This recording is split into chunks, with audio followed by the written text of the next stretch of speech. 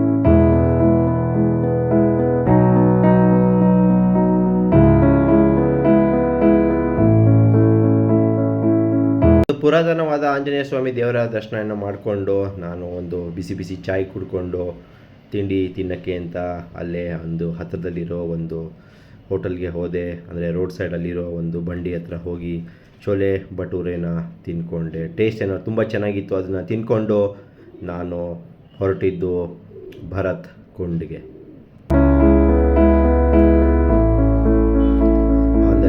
ಅಲ್ಲಿ ಒಂದು ಚಿಕ್ಕ ಪೆಟ್ಟಿಗೆ ಅಂಗಡಿ ಹತ್ರ ನಿಲ್ಲಿಸ್ಬಿಟ್ಟು ಹಾಗೆ ಒಂದು ಮಿಠಾಯಿ ತಿಂದ್ಕೊಂಡು ನಾವು ಹಾಗೆ ಮುಂದಕ್ಕೆ ಹೊರಟ್ವಿ.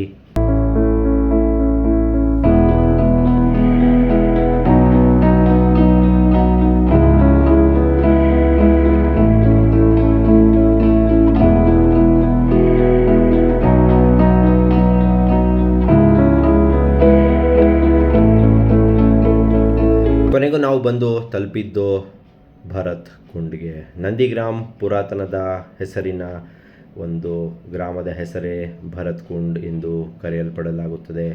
ಇದು ಭಾರತದ ಉತ್ತರ ಪ್ರದೇಶದ ಅಯೋಧ್ಯ ಜಿಲ್ಲೆಯ ಸೊಹವಾಲ್ ತೆಹಸಿಲ್ನಲ್ಲಿರುವ ಒಂದು ಪುಟ್ಟ ಗ್ರಾಮ ಹಾಗೂ ಧಾರ್ಮಿಕ ಸ್ಥಳವಾಗಿದೆ.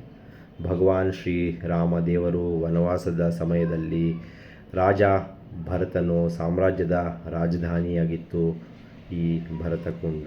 ಭಗವಾನ್ ಶ್ರೀ ರಾಮದೇವರು ವನವಾಸಕ್ಕೆ ಹೋದಾಗ ಭಗವಂತನು ಹುಲ್ಲಿನ ಮೇಲೆ ಮಲಗಿದ್ದನ್ನು ನೋಡಿದ ಭರತನು ತನ್ನ ಸಹೋದರ ಹೀಗೆ ಬದುಕುತ್ತಿರುವಾಗ ಅವನ ಸ್ಥಾನವು ಅವನ ಪಾದದಲ್ಲಿದೆ ಎಂದು ಹೇಳಿದ ಭರತ್ಜಿ.